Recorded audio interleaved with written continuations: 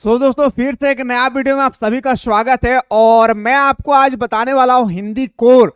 और मेरे दोस्तों आप लोग याद रखिएगा, मैं फाइनल एग्जाम तक आप लोगों का साथ दूंगा। बस आप लोग मेरे दोस्तों जितना ज्यादा हो सके अपने प्यारे प्यारे दोस्तों को शेयर करें जो हिंदी कोर लेकर स्टडी कर रहे। अभी हमारा आज एग्जाम हुई है, हमारा किसका तो बताएंगे सर इतिहास का।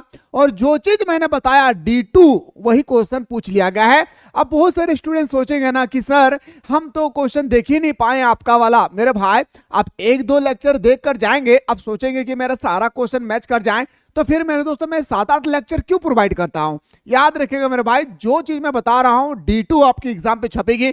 जिस तरह से अभी छप रही है प्री बोर्ड के एग्जाम में, यही क्वेश्चन आप लोगों को फाइनल एग्जाम में भी देखने को मिलेंगे। तो मेरे प्यारे चलिए सर हम लोग क्लास को स्टार्ट करते हैं। क्लास स्टार्ट करने से पहले जो भी स्टूडेंट्स अभी तक मिसाइल क्लासेस के आपको डाउनलोड नहीं किए हैं, जल्दी से आप लोग मिसाइल क्लासेस के आपको डाउनलोड कर ले। डाउनलोड करने के बाद जो आप लोगों का क्रैश कोर्स है, यहाँ पे सारा सब्जेक्ट का तैयारी जबरदस्त तरीके से किया जा रहा है। मात्र बचे हुए समय में आप किस तरह से इसमें आप तैयारी करेंगे, किस तरह से क्वेश्चन प्रोवाइड, किस तरह से क्वेश्चन को आप कलेक्ट करेंगे, किस तरह से आप लोगों को याद करना है, सारा चीज यहाँ पे आप लोगों को बताया जा रहा है। इसलिए लेट ना करें मेरे शेरों शेरनियों, जल्दी से जाएं कोर्स को ज्वाइन करें। सुबह और शाम हमारे साथ जुड़े रहे सिलेक्टेड क्वेश्चन के साथ। आइए सर बात करते हैं। सबसे पहला आपके सामने एक पैसेज है, और मेरे दोस्तों पैसेज को आप लोग सोचते हैं कि सर बहुत ही आसान है, मैं बना लूंगा। याद रखिएगा मेरे भाई, जितना आसान सोचते हैं उतना आसान है नहीं, पर सुनाता हूं सुनिए। यह जीवन क्या है? निर्झर है, मस्ती है, पानी है, आई एम रियली सॉरी।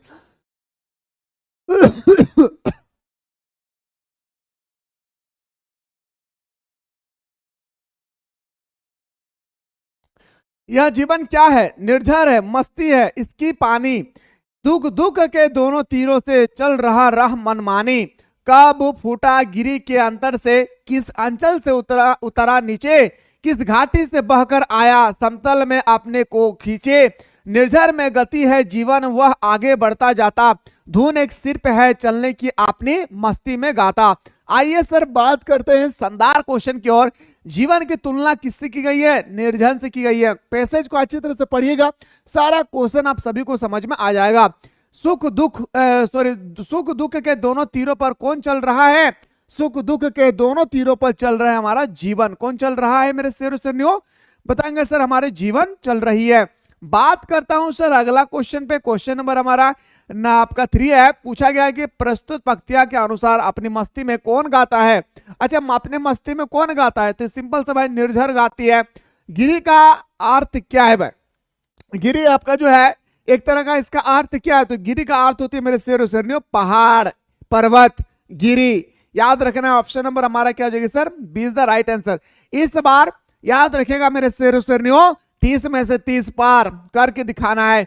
प्रकृति माता है, इसकी एक एक प्रक्रिया अनोखी एवं अद्भुत है, इसे केवल दिया जा सकता है, इसकी कोई बौद्धिक व्याख्या संभव नहीं है।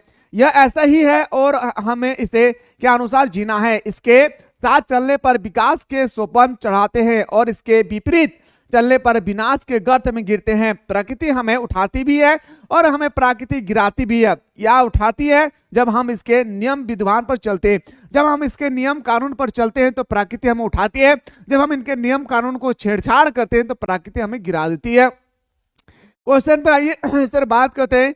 किसका बौद्धिक व्याख्या संभव नहीं है? आपसे यहाँ पे पूछा गया किसकी बौद्धिक व्याख्या जो है संभव नहीं है? प्रकृति की माता का। किसका मेरे शेर शेरनियों? प्रकृति की माता का। ऑप्शन नंबर हमारा ए इसका राइट आंसर हो जाएगी। बात करते हैं सर अगला क्वेश्चन पे। किसके साथ चलने से हमारा विकास होता है? अच्छा, हम किसके साथ चलेंगे कि हमारा विकास होती है? तो मेरे शेर शेरनियों बताएंगे सर अगर हम प्रकृति के साथ चलते हैं ना तो हमारा विकास होगी। मनुष्य किसका दोहन कर रहा है? आज मनुष्य जो है अपने प्रकृति का दोहन कर रहा है।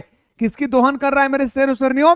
तो बताएंगे सर हमारा, याद रखिएगा वर्तमान समय में मनुष्य प्रकृति के साथ कैसा आचरण कर रहा है। अगर मैं बात करूं अगला क्वेश्चन का, तो वर्तमान समय में मनुष्य प्रकृति के साथ कैसा आचरण कर रहा है? आपके सामने 4 विकल्प दिए गए हैं, आपको उत्तर बताना है। याद रखिएगा क्या करना है मेरे भाई? उत्तर बताना है। जो हमारा क्वेश्चन नंबर जो है मोस्ट इंपोर्टेंट भाई 8 नंबर है, इसका उत्तर आपको बताना है। तो बताएंगे सर विरोध कर रहा है। ठीक है, जिस समय हमें मेरे भाई वर्तमान समय में मनुष्य प्रकृति के साथ क्या कर रहा है, जब हमें पेड़ नहीं काटना चाहिए तो हम लोग वही कर रहे हैं, तो हम लोग विपरीत काम कर रहे हैं, है ना भाई। आइए बात करते हैं अगला क्वेश्चन पे। क्वेश्चन है सर पत्रचार किसके। अब यहाँ पे आपका आ गया सर, याद रखिएगा व्याकरण पोर्शन से। और व्याकरण पोर्शन से अगर आप लोग सेपरेट से क्लास करना चाहते हैं, साथ ही साथ आप लोग चाहते हैं कि सर हमें सब्जेक्टिव क्वेश्चन में दिखाइए आखिर हमारे एग्जाम पे किस तरह से कल क्वेश्चन आने वाली है सब्जेक्टिव क्वेश्चन, तो मेरे दोस्तों जल्दी से आप लोग एक बार कमेंट सेक्शन में कमेंट करना ना भूले। मैं सब्जेक्टिव क्वेश्चन जस्ट आप लोगों के कमेंट को देखकर मुझे ताकत मिलती है और मैं आप लोगों को प्रोवाइड करने की कोशिश करता हूं। पत्रचार किसका अभिव्यक्ति का सरल तरीका है। जो पत्रचार है भाई वो किसके अभिव्यक्ति का सरल तरीका है, तो बताएंगे सर विचारों का। किसका मेरे प्यारे, विचार इसका सही उत्तर हो जाएगी। आइए सर बात करते हैं नेक्स्ट क्वेश्चन पे। क्वेश्चन नंबर 10, औपचारिक पत्र में सर्वप्रथम क्या लिखा जाता है। औपचारिक पत्र में याद रखिएगा, सबसे पहले याद रखिए औपचारिक का मतलब फॉर्मल लेटर में सबसे पहले क्या लिखा जाता है, सेंडर्स एड्रेस, यानी पत्र भेजे जाने का पता, पत्र भेजे जाने का पता, यानी ऑप्शन नंबर हमारा क्या हो जाएगा sir, is the right answer.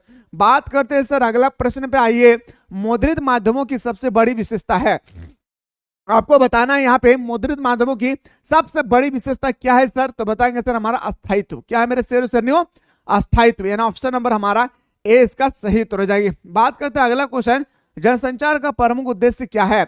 जनसंचार के माध्यम से आपके सबसे पहले तो ये क्वेश्चन आप याद रखिएगा, 5 मार्क्स का छपेगी।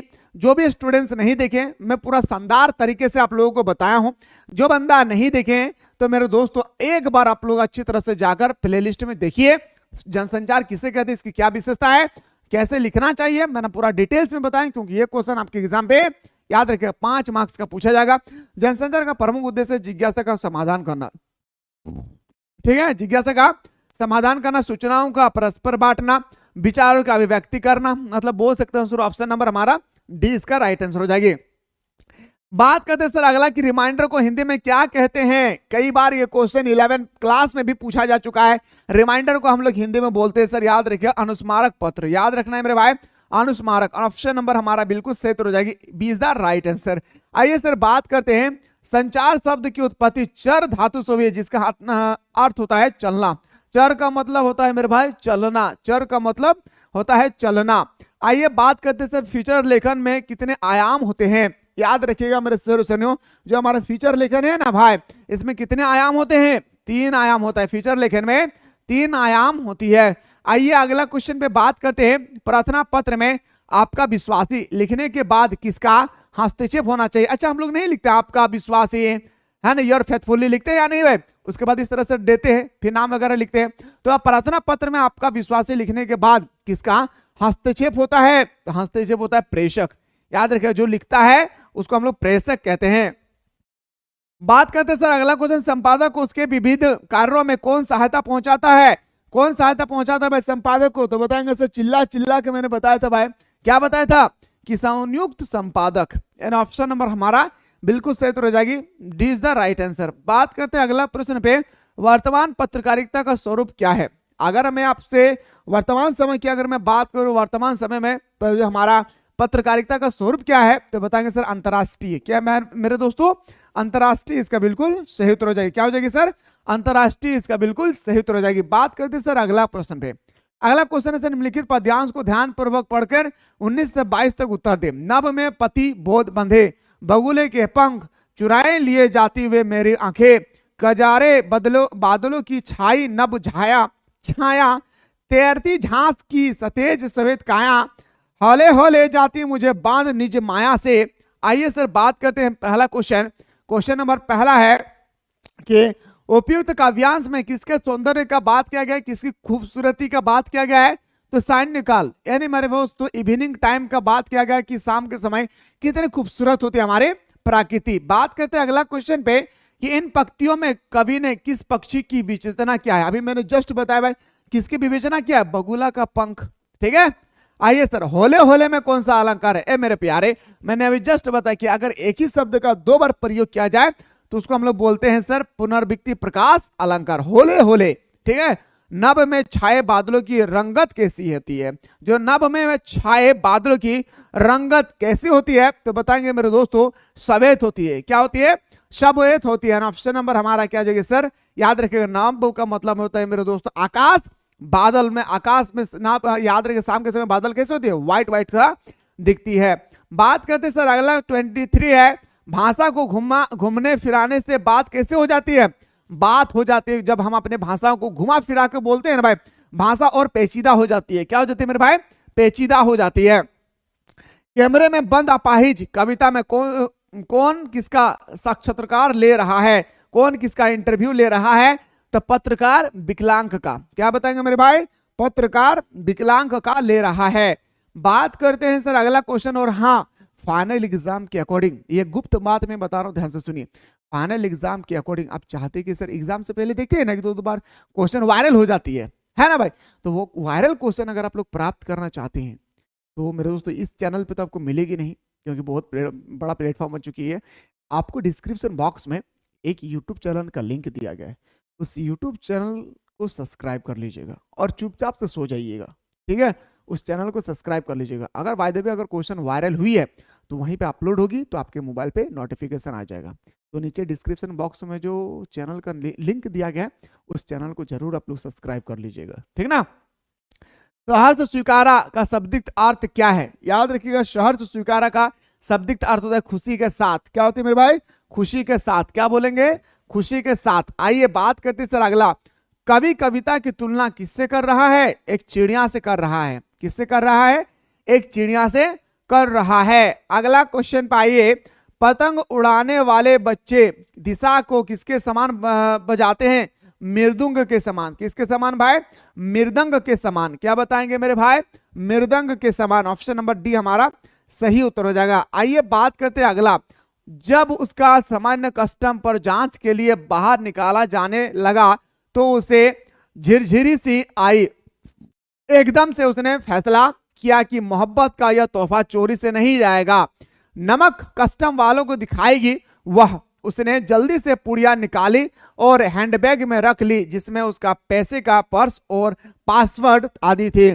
जब समाज कस्टम से होकर रेल की तरफ चला तो वह, याद रखे, एक कस्टम ऑफिसर की ओर बढ़ी।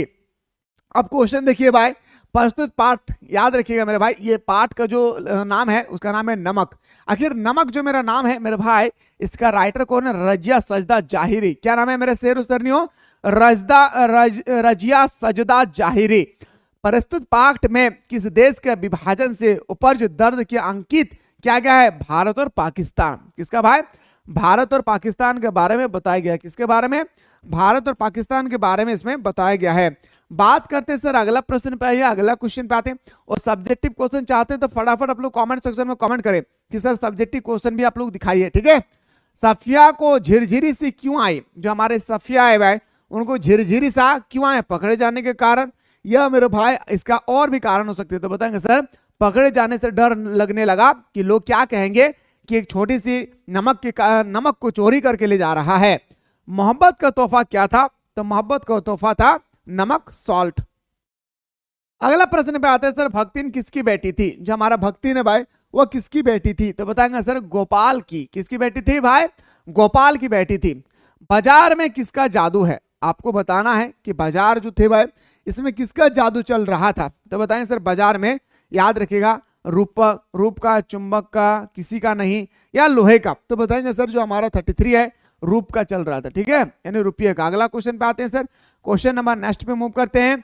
चांद सिंह पहलवान के गुरु का नाम क्या था, जो चांद सिंह थे ना भाई उसके गुरु का नाम क्या था, ठीक है, तो उसके गुरु का नाम था बादल सिंह। क्या नाम था मेरे भाई, बादल सिंह। चार्ली चैपलिन ने अपने फिल्मों में किन दो रसों का मिश्रण क्या है, चार्ली चैपलिन अपने फिल्मों में दो प्रकार के मेरे दोस्तों रस का मिश्रण क्या है, करुण रस और एक हमारा हास्य रस, इन्हें मैं बोल सकता हूं ऑप्शन नंबर हमारा D is the right answer हो जाएगी। बात करते हैं अगला, काले मेघा पानी दे में लड़के की टोली अपने आप को क्या कहकर बुलाती थी, याद रखिएगा मेरे भाई, याद रखिएगा इंद्रसेना। क्या कहकर बुलाते थे, इंद्रसेना कहकर बुलाते थे। बात करते हैं सर अगला क्वेश्चन पे, मैं फिर से कह रहा हूं सब्जेक्टिव क्वेश्चन अगर चाहते हैं तो जल्दी से आप लोग हमारे कमेंट सेक्शन में कमेंट करना ना भूलिए, ठीक है।